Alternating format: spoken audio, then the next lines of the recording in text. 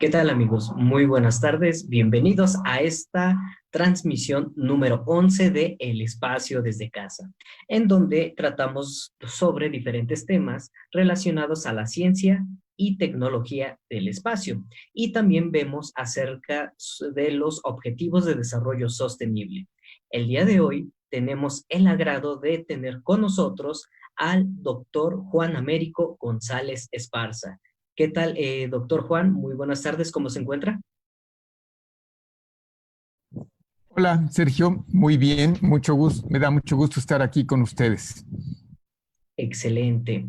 Y bien, amigos, el día de hoy vamos a hablar acerca de los Objetivos de Desarrollo Sostenible número 9 y número 11. Pero, ¿qué les parece si conocemos primero un poco más acerca de el invitado que tenemos el día de hoy?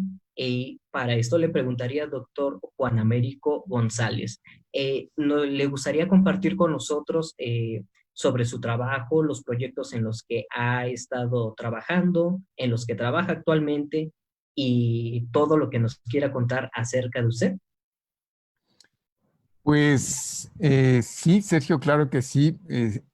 Yo soy investigador del Instituto de Geofísica de la UNAM, soy el responsable de técnico del Laboratorio Nacional de Clima Espacial, jefe del Servicio de Clima Espacial, y mi campo de investigación tiene que ver con el clima espacial, la relación entre la actividad solar y el entorno espacial del planeta y eh, los efectos que las tormentas solares, las explosiones en el Sol, provocan sobre sistemas tecnológicos estratégicos para la sociedad.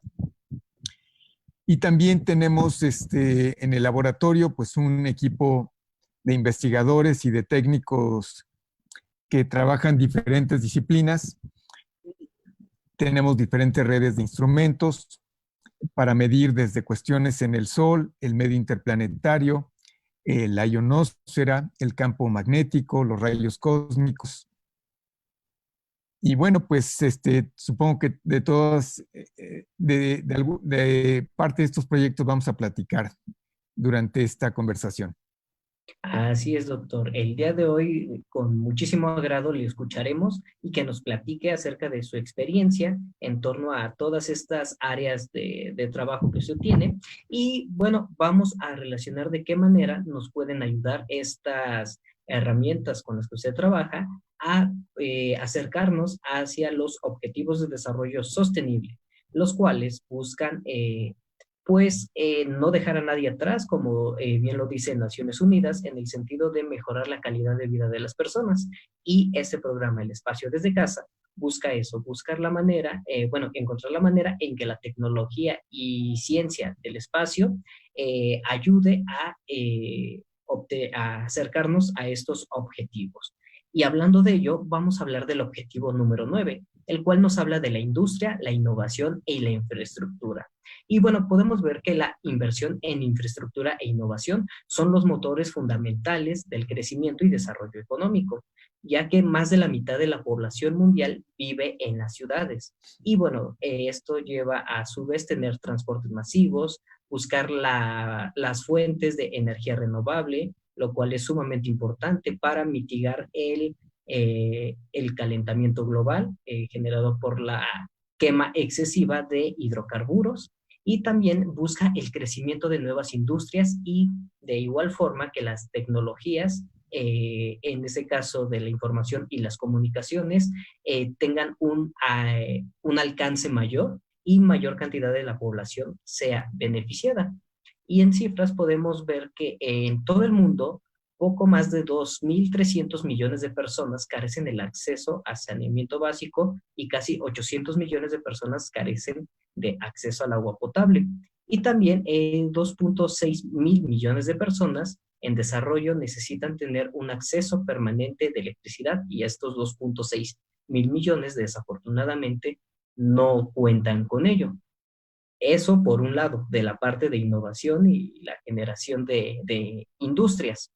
Y por el lado de ciudades y comunidades sostenibles, tenemos también que poco más de la mitad de la población al día de hoy vive en zonas urbanas, en ciudades, y para el 2050 se espera que esta cifra habrá aumentado a 6.500 millones de personas, es decir, 2/3 de la humanidad. Y por lo tanto necesitamos pues asegurar que cosas como la energía eléctrica se mantengan constantes y evitar fallos, de lo cual, bueno, hablaremos y el doctor Américo nos platicará más al respecto, ya que las ciudades, como se ve, serán cada vez más grandes y necesitamos tener suministros continuos de electricidad y otros servicios. Y bueno, el doctor Juan Américo nos hablaba hace unos momentos de que él trabaja en el Servicio de Clima Espacial México. Y me gustaría preguntarle qué y de qué está compuesto este Servicio de Clima Espacial México, doctor. Mira, Sergio, como tú bien comentabas, una de las preocupaciones de la Agenda 2030 es la resiliencia de las ciudades y de la infraestructura. Y hay un punto muy interesante que tiene que ver con esta era tecnológica que estamos viviendo actualmente. Hemos desarrollado una serie de tecnologías las cuales han transformado la vida de la población, nos han hecho dependientes a estas tecnologías y también nos han hecho vulnerables a fenómenos naturales perturbadores que afectan estas tecnologías. Ocurre que con el nacimiento de la era espacial y con el desarrollo del Internet y las telecomunicaciones, hay una transformación radical de la vida, de lo que podemos hacer, de los gadgets que utilizamos todos los días, informados para comunicarnos, para viajar, para hacer operaciones bancarias. Y nos dimos cuenta hace ya algunas décadas, un par de décadas, que los fenómenos de actividad solar producen afectaciones importantes a estos sistemas tecnológicos. Estoy hablando de satélites, de telecomunicaciones, sistemas de posicionamiento global, de navegación aérea y marítima y de las redes de generación y distribución de energía eléctrica. Todos estos sistemas tecnológicos son vulnerables a los efectos de las tormentas solares. Y ha habido a lo largo de la historia eventos importantes de actividad solar que han afectado regiones importantes del planeta y que nos han obligado a empezar a estudiar el Sol no solamente con una motivación científica y entender mejor a nuestra estrella y de dónde venimos, sino que es una cuestión inclusive de supervivencia. Porque estos sistemas tecnológicos de los cuales ahora somos completamente dependientes son vulnerables a los efectos de las tormentas solares. Entonces, perdón por la introducción tan larga, pero básicamente, ¿qué estábamos buscando? Bueno, en México en 2014 se reformó la Ley General de Protección Civil y en concordancia con lo que está ocurriendo con otros países, se anotó los efectos de la actividad solar como un efecto perturbador que puede provocar daños importantes en la infraestructura del país.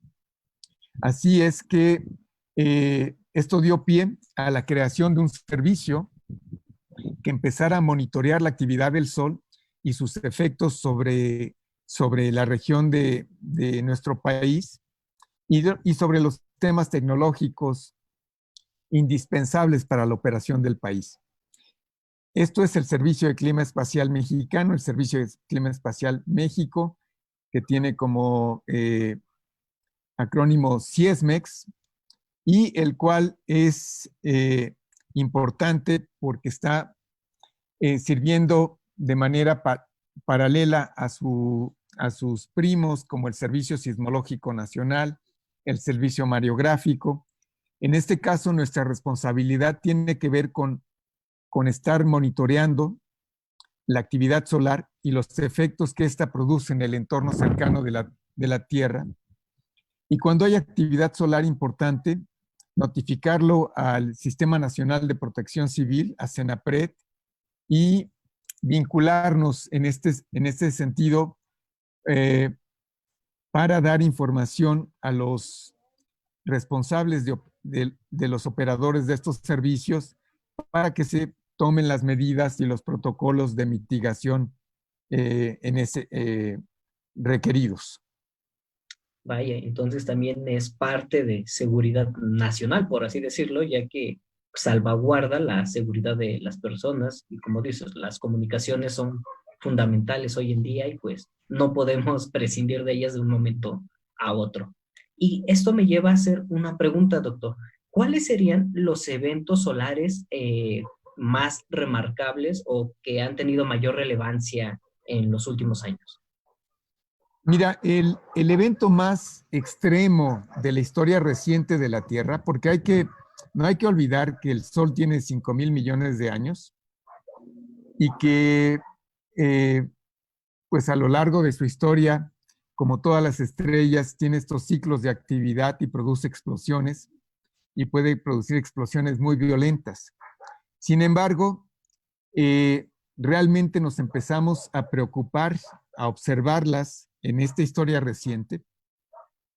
Y el evento más importante, la tormenta solar más extrema, se conoce como el evento Carrington, que ocurrió el 1 de septiembre de 1859. Se le conoce como el evento Carrington porque un astrónomo inglés, Richard Carrington, que estaba estudiando la evolución de las manchas en el Sol, todos los días salía a su observatorio y proyectaba la imagen del disco solar sobre un plano, la dibujaba y dibujaba las manchas del Sol. Ese día, el 1 de septiembre a las 11 de la mañana, en Londres, cuando estaba terminando su dibujo, vio un destello de luz muy intenso, que primero pensó que era un fenómeno de su casa o de su lente, de su telescopio, y después corroboró que efectivamente se trataba de un fenómeno solar. Y fue una explosión que duró 5 minutos. Y él la reportó posteriormente a la Royal Astronomical Society. Otro astrónomo inglés, también de nombre Richard Hodgson, hizo una observación simultánea del mismo evento, con lo cual se confirmó que se trataba de un fenómeno en el Sol. Y lo que es interesante en este caso es que 17 horas después del evento Carrington, se detectó en la Tierra el despliegue de auroras boreales más intenso y extenso que se tiene registrado en la historia reciente de la Tierra. La madrugada del 2 de septiembre, el cielo nocturno del planeta se cubrió con una aurora boreal roja. Inclusive en México esta aurora boreal se observó en al menos 7 sitios que encontramos los registros históricos de este fenómeno. Estaba México en ese momento en la Guerra Civil de Reforma. Y bueno, pues el evento Carrington no provocó un colapso tecnológico del cual ahora hablamos con mucha frecuencia la gente que nos dedicamos a estudiar el Sol y la razón por la cual nos preocupa. Pero esto tiene una explicación muy sencilla. En el siglo XIX, en 1859, no había redes de distribución de energía eléctrica, no había teléfonos celulares, no había operaciones bancarias electrónicas, no había redes sociales, no había satélites. Entonces, pues, el fenómeno espantó a mucha gente, el ver de repente en México en la noche el cielo de rojo, y afectó líneas de telégrafos. que es en ese momento una tecnología que se desarrollaba para comunicar diferentes ciudades entre sí. Pero esto no produjo un gran colapso como ocasionaría en este momento cuando vuelva a ocurrir el siguiente evento Carrington, porque ahora sí tenemos satélites, teléfonos celulares, internet, eh, todo depende de la energía eléctrica, de los sistemas de posicionamiento global, y el colapso de estas tecnologías podría provocar una catástrofe global en el planeta. Vaya, sumamente interesante. ¿Y hay alguna especie de estimado de cuándo podría ocurrir este modelo Carrington o estamos en espera de que ocurra? Mira, Sergio, lo que pasa con las tormentas solares es algo parecido que lo que ocurre con los sismos. Okay. Todavía no podemos saber cuándo va a ocurrir la siguiente tormenta solar tipo Carrington. Lo único que sabemos es que va a ocurrir. Y esto puede ser como la última fue hace 160 años, la que sigue puede ocurrir en 2 o 3 años o puede ocurrir en 50 años después. No lo sabemos, no tenemos manera todavía de poder predecir cuándo va a ocurrir ese evento. Lo que sabemos es que va a ocurrir. Ok, y en este caso de que conocemos que va a ocurrir este efecto Carrington, ¿existen regulaciones nacionales o internacionales en cuanto a qué se debería de hacer cuando se sepa que ya viene, digamos, este fenómeno? Pues precisamente por eso es un tema importante de colaboración internacional. Inclusive las Naciones Unidas ha creado a través de la Oficina para el Uso Pacífico del Espacio Ultraterrestre un grupo de expertos de clima espacial para desarrollar estos protocolos internacionales, esta coordinación internacional. Porque además una tormenta solar, sus efectos son globales para todo el planeta. A diferencia de un sismo o de un huracán, donde hay efectos muy significativos, pero en regiones muy localizadas de un país o de un territorio, aquí el efecto abarca prácticamente a todo el planeta. Y como además afecta a la economía global, los efectos son básicamente a todos los países. Así que sí, hay una colaboración internacional desde satélites observando el Sol, tomando datos en el medio interplanetario, midiendo las partículas de viento solar y las nubes que se están aproximando hacia la Tierra, mediciones de campo magnético en diferentes regiones del mundo y estudios de la ionosfera para ver también las perturbaciones que afectan las telecomunicaciones y los satélites. Entonces, sí hay toda una red de instrumentos en tierra y en el espacio, monitoreando la actividad solar, y hay una continua comunicación entre servicios de diferentes países, intercambiando información y datos, porque aquí no hay un país que se pueda salvar. Esto es un fenómeno global que requiere de una colaboración entre todos. Y en este Excelente. caso, hablando un poco más de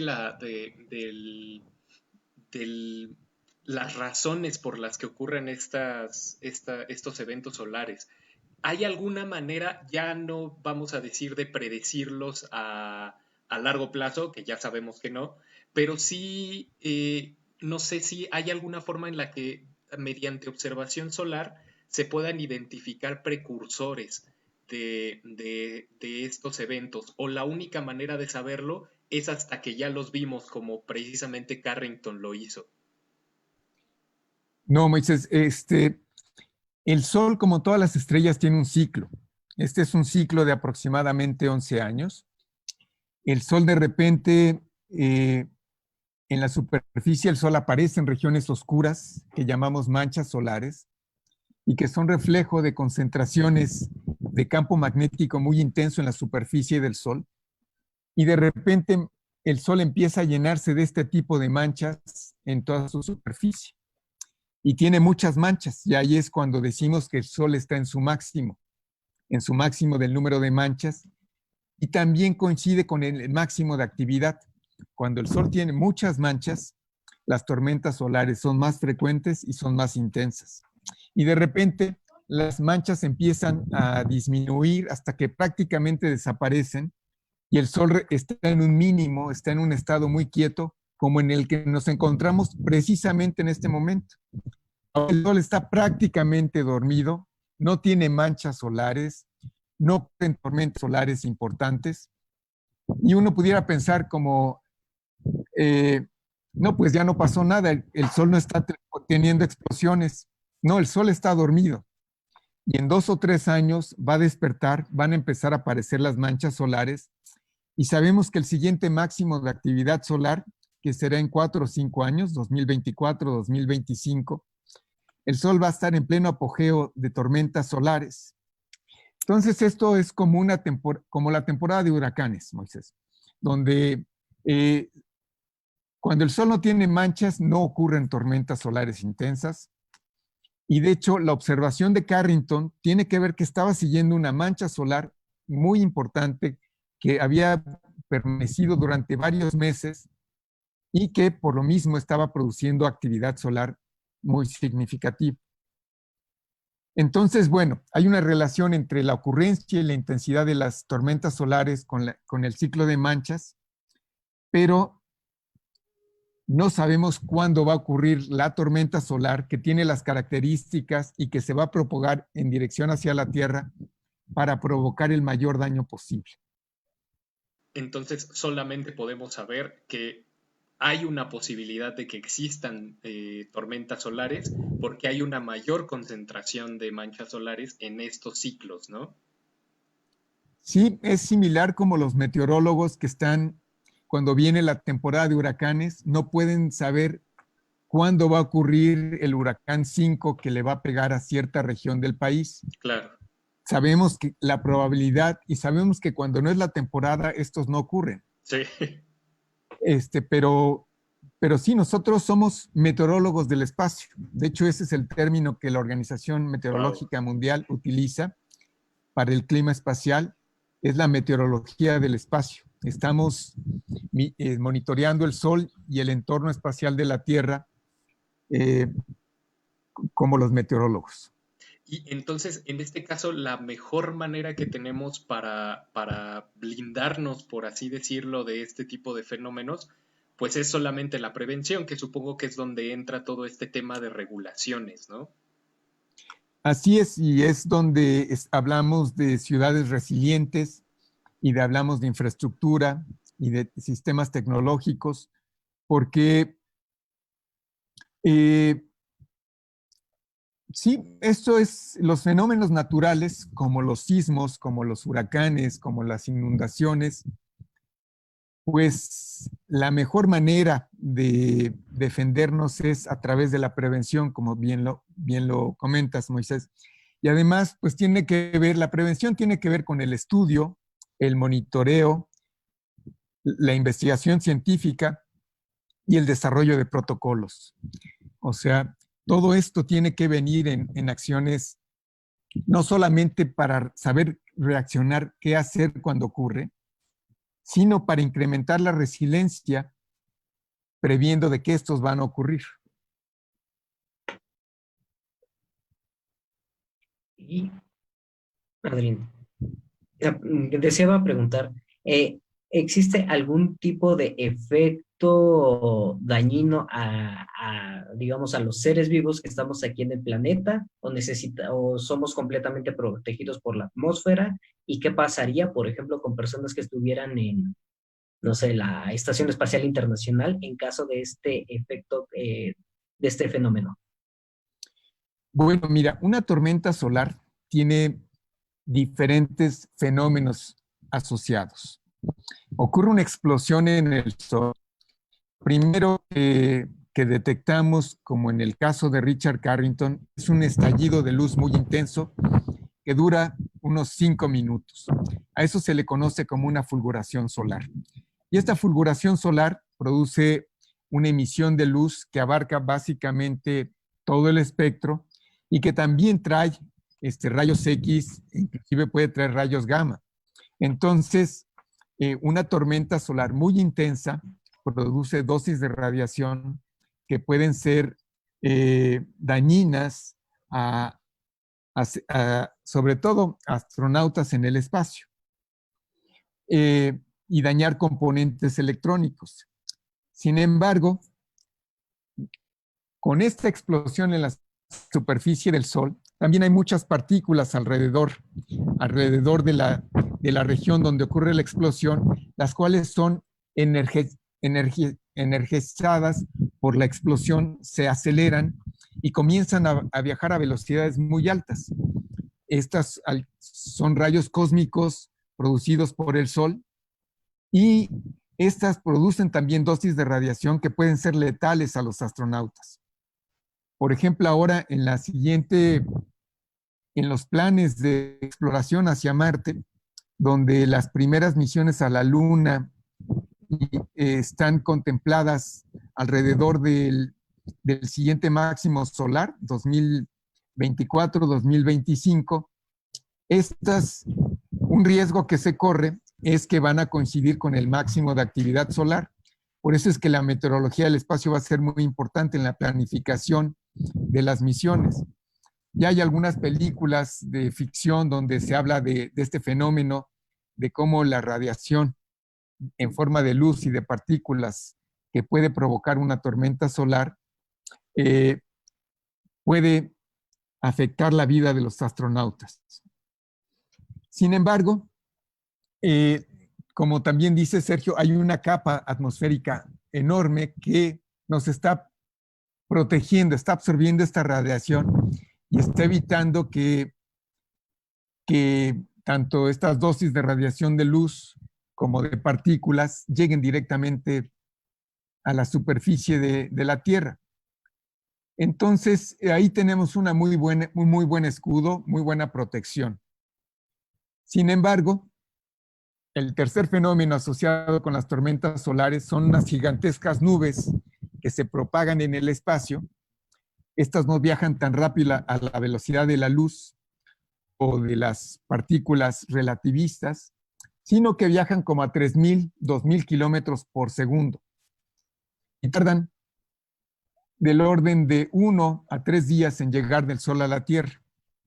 Sin embargo, estas nubes pueden traer en su interior campos magnéticos que rompan la protección de la Tierra y que produzcan fenómenos que alteren todo, que por unas horas entren partículas del Sol a la atmósfera de la Tierra y se produzcan las auroras boreales y se produzcan las tormentas geomagnéticas. Las tormentas geomagnéticas son perturbaciones del campo magnético de la Tierra que pueden afectar algunos seres vivos que utilizan el campo magnético para orientarse, por ejemplo. Pero es muy importante, Sergio, Moisés, comentar que no hay una relación directa de efectos en la salud con las tormentas solares. Al menos este es un campo de investigación del cual se requiere todavía aprender mucho, pero sabemos, por ejemplo, que en el evento Carrington no hubo una muerte masiva o una afectación masiva de seres vivos, ¿no? Que ha sido la tormenta solar más intensa que hemos recibido. Entonces, nuestra preocupación mayor tiene que ver con los sistemas tecnológicos. Eso es con la infraestructura indispensable para la sociedad moderna. Y en este caso, los protocolos que están definidos tanto a nivel nacional como a nivel internacional, ¿en qué consisten? ¿Qué dictan estos protocolos en caso de que se detecte un evento de esta naturaleza? Pues mira, nosotros en el Laboratorio Nacional de Clima Espacial tenemos instrumentos para estar monitoreando y comunicación con servicios de otros países. Y cuando viene un evento que se aproxima a la Tierra y que incrementa el riesgo de afectaciones significativas, o cuando está ocurriendo el evento, nosotros se lo notificamos al Sistema Nacional de Protección Civil, en este caso a CENAPRED, y CENAPRED pues se lo notifica a los operadores de los servicios que son afectados, a la Comisión Federal de Electricidad, al Instituto Federal de Telecomunicaciones, al Centro Nacional del Control de Energía, a CENACE, y bueno, pues ellos deben de desarrollar, comunicarse con sus usuarios y desarrollar protocolos para poder atenuar las afectaciones que estos fenómenos naturales pueden producir. También es cierto que hemos sido afortunados y en estos años que tenemos de operación, pues realmente la actividad solar, salvo los eventos de septiembre de 2017, han sido moderados y si no es que como en este momento, pues la actividad es muy pequeña del sol. Nos estamos preparando para lo que va a ocurrir en 2 o 3 años. Ese es el gran reto que tenemos. Excelente. Y bueno, amigos, aquí quienes están siguiendo esta transmisión, por favor, coméntenos sus preguntas, sus dudas o sus comentarios, los cuales se los haremos llegar al doctor Américo. Y bueno, ahorita tengo una pregunta. Mencionas que es ya la prevención, establecer los protocolos, viendo hacia futuro, ¿no? Para evitar, bueno, para minimizar los daños que pueda causar a la infraestructura de telecomunicaciones que tenemos actualmente. Y mi pregunta es, para el Servicio de Clima Espacial en México, ¿qué es lo que sigue? ¿Seguirá, bueno, realizando ese tipo de observación de lo que ocurre con el sol y todo ello? Pero no sé si se pudiera, ¿qué tipo de proyectos son los que van a seguir desarrollando en los próximos años? ¿O qué mejoras se realizarán a la infraestructura ya existente? Mira, Sergio, una cosa, hace unos años fundamos el Laboratorio Nacional de Clima Espacial con el objetivo de desarrollar infraestructura de observación que nos permitiera cuantificar los efectos del clima espacial sobre el territorio nacional. Nos dimos cuenta que había una deficiencia muy grave en cuestión de conocimiento de estos fenómenos y que además nos permitieran identificar la vulnerabilidad de las diferentes regiones del país, porque no es lo mismo la región de la península de Yucatán que la costa del Pacífico, que la parte norte del país, Baja California, o que el Golfo de México, la meseta central. Cada región tiene particularidades geológicas, geográficas, ambientales, que la hacen tener diferentes afectaciones ante los efectos que producen las tormentas solares en todo el entorno espacial de la Tierra. Entonces, por eso necesitamos desarrollar una red de instrumentos que cubra el territorio nacional y que nos permita identificar y cuantificar cómo varía el campo magnético en diferentes regiones del país cuando hay tormentas solares, cómo varía la ionosfera en las diferentes regiones del país y cuáles son las afectaciones sobre nuestro territorio, cómo está distribuida la infraestructura crítica del país, cómo viene la red eléctrica, dónde están las estaciones más importantes del sistema eléctrico nacional y qué tan vulnerables son ante los efectos de las tormentas solares. Entonces, esto requiere el desplegar una red de instrumentos que dé cobertura en tiempo real a las diferentes regiones del país. Eso es lo que estamos desarrollando en este momento como Laboratorio Nacional. Y como servicio, nuestro objetivo como parte del laboratorio es proporcionar, en este caso al Sistema Nacional de Protección Civil, información que pueda servir para hacer toma de decisiones. En este caso, nosotros poder informarle al Sistema Nacional de Protección Civil cuando hay afectaciones importantes en el campo magnético en cierta región del país, que pueda afectar cierta infraestructura crítica. Esto es lo que estamos notificando. O hay afectaciones en la ionosfera que están interrumpiendo telecomunicaciones. Eso es lo que estamos notificando. Entonces, a partir de la red de instrumentos, porque necesitamos datos propios, es una cuestión también de soberanía y de seguridad nacional. Requerimos de esta información porque es estratégica para nuestra infraestructura, para nuestra seguridad nacional. Y necesitamos los protocolos que sepamos qué hacer y cómo reaccionar cuando ocurren estos fenómenos. México necesitaría entonces desarrollar sus propios satélites para realizar ese tipo de monitoreos. No, desde luego que una de las primeras objetivos de los programas espaciales es el conocimiento de la ionosfera, ¿no? Y el conocimiento de la ionosfera del país que está produciendo los satélites. Porque por un lado, pues la información que recibimos y que mandamos a los satélites pasa a través de la ionosfera. Y por otro lado, pues es una región crítica porque afecta a las telecomunicaciones. Entonces sí, la ionosfera se estudia desde tierra, pero también se estudia desde el espacio. Y sí sería importante que los primeros satélites, nanosatélites que desarrollamos, tengan experimentos para medir propiedades de la ionosfera. Esto es algo muy importante que hemos visto en otros países y así han iniciado programas espaciales de muchos países. Vaya. Y esta ionosfera es estudiada por medio, bueno, me mencionas que desde el espacio, entonces son satélites, por medio de radiotelescopios y sondas también se puede realizar ese tipo de estudios.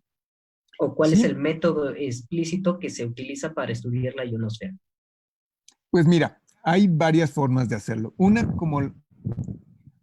es estudiando la señal que reciben receptores GPS, GNSS, que al recibir la señal de los satélites, cuando hay perturbaciones en la ionosfera, ocurren retardos y vienen las señales con ruido. Analizando este ruido, podemos hacer un mapeo de cómo está la ionosfera a lo largo de las trayectorias de la señal de los satélites. Entonces es interesante, estudiando el ruido en los receptores GPS, en los datos de los receptores GPS, se puede empezar a mapear cómo está la ionosfera encima del territorio. Y por otro lado, pues viene a través de sondeos, que hay unos instrumentos que se llaman ionosondas, que es una de las redes que estamos desarrollando en el Laboratorio Nacional. Hay un emisor, emite un pulso electromagnético, esta señal viaja al espacio y rebota en la ionosfera. Y la señal rebotada es captada por otra antena que se encuentra en otro punto, en otro sitio en el país. Y a través de estos retardos y del estudio de la transmisión de estas señales, podemos hacer como una estratigrafía de cómo está estructurada la ionosfera sobre el territorio nacional. Y esto es clave porque si hay perturbaciones ionosféricas, fallan sistemas de posicionamiento global, fallan las telecomunicaciones, se afecta a la navegación aérea. Ok, y este tipo de experimentos que se realizan son excesivamente caros. Lo mencioné en el caso de que a lo mejor grupos de estudiantes pudieran estar interesados en estudiar esta ionosfera desde diferentes puntos de la República y que, no sé, tal vez algunos pongan una mini red de estaciones terrenas para analizar la señal GPS y en un segundo caso, pues que empiecen a hacer sus propios rebotes en la ionosfera para así hacer estudios. Y digo, si se pudiera hacer quizás una red de estudiantes que realizaran ese tipo de proyectos, podría facilitar esta actividad. ¿Es muy caro realizarlo? Bueno, desde luego que hay muchos proyectos de estudiantes. Nos encantaría que se pusieran en contacto con nosotros quienes estuvieran interesados en desarrollar proyectos de clima espacial y podemos sí pensar en desarrollos de instrumentales, pero las redes de ionosondas, las redes de magnetómetros sí tienen costos elevados y por eso es que México no las había desarrollado. Y teníamos ahí un hueco muy grave en cuestión de datos y de datos estratégicos. Mira, para darte una idea, la red de ionosondas va a tener una estación en Baja California, una estación en Nuevo León, una estación en Michoacán, una estación en Yucatán y una estación en Chiapas. Y con esta vamos a estar monitoreando la mayor parte del territorio nacional. Los magnetómetros van a estar en Mazatlán, en Michoacán, está la estación en Teoloyucan, en Nuevo León, en Yucatán. Y la idea es poder cubrir el territorio nacional y también podernos establecer colaboraciones con los diferentes grupos de investigación y estudiantes de cada una de estas regiones. Entonces sí nos interesa mucho poder establecer contacto con estudiantes en diferentes regiones del país. Ok, amigos, pues así como quienes están viendo esta transmisión, si están interesados o andan, no sé, hasta buscando su tema de tesis, bueno, tal vez podrían acercarse al Laboratorio Nacional y contactar al doctor Juan Américo y decirle, hey, yo quiero hacer mi tesis, dígame por dónde empiezo o qué es lo que puedo comenzar a trabajar. Moy, ¿quieres preguntar algo más? Me gustaría preguntar sobre los métodos que se utilizan para hacer medición justamente de clima espacial.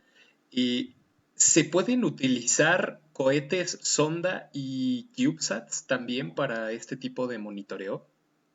Sí, sí, muchos proyectos de estudio ionosférico y de mediciones de campo magnético utilizan CubeSats y esto pues es instrumentación que debemos empezar a desarrollar. Estos son de los proyectos que México a nivel estratégico debe empezar a desarrollar. Además de las fotografías sobre el territorio nacional, estudios de contaminación, también son los estudios de campo magnético y de la ionosfera. Las primeras misiones espaciales que, como dije, los programas espaciales en todo el mundo han empezado por estos temas que son estratégicos. Claro. Excelente. De hecho, aquí tenemos una pregunta de Ciencia. Hola, ¿están trabajando a distancia o los trámites están en pausa?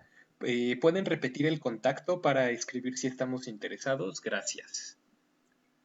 Pues sí, nos pueden buscar en redes sociales como Laboratorio Nacional de Clima Espacial, tanto en Facebook como en Twitter, o en la página de internet también del Laboratorio Nacional de Clima Espacial de la UNAM. Y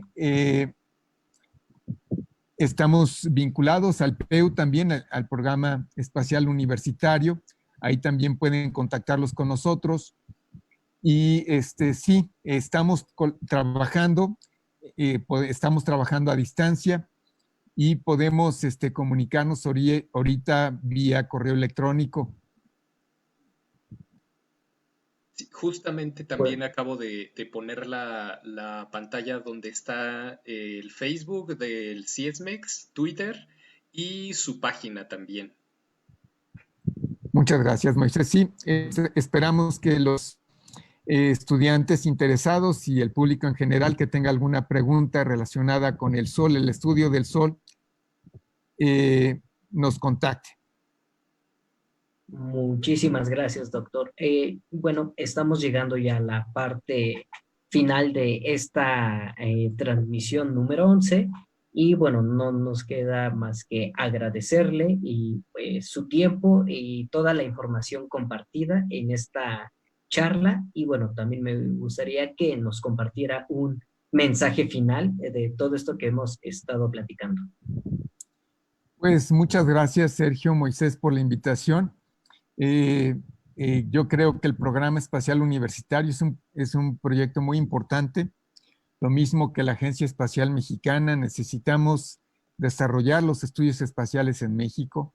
No es una cuestión estratégica, es una cuestión de soberanía y donde el nivel de desarrollo que tiene el país para dar el siguiente paso requiere de un programa espacial. Y bueno, pues nosotros desde el Laboratorio Nacional y el Servicio de Clima Espacial, pues estamos haciendo nuestra aportación, que es este monitoreo de la meteorología del espacio.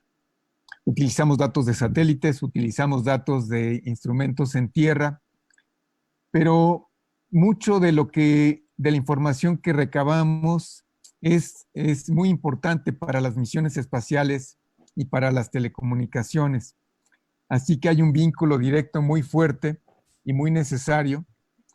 Y en el caso de la meteorología del espacio, de la misma manera que la navegación aérea requiere de los meteorólogos para poder definir las trayectorias y los vuelos de los aviones, la exploración espacial requiere de la meteorología del espacio, precisamente para estar monitoreando las condiciones que permitan que las misiones sean un éxito. Y ahora que se está retomando la exploración espacial con personas y el primer paso viene a la Luna y después es hacia Marte, pues la meteorología espacial también va a tener esa aplicación, no solamente el resguardo de los temas tecnológicos indispensables, sino inclusive pues la salud y la seguridad de los astronautas. Muchísimas gracias, doctor Juan Américo. Repito, en representación del Programa Espacial Universitario de la UNAM, le damos las gracias por esta pues, plática que hemos tenido durante esta tarde.